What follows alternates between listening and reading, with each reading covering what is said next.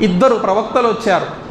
ఒక ఊరికి వచ్చి ఆ ఊరిలో ఉన్నటువంటి వారికి అల్లాహ్ గురించి సందేశం ఇచ్చారు. అల్లాహ్ను ఆరాధించమని బోధించారు.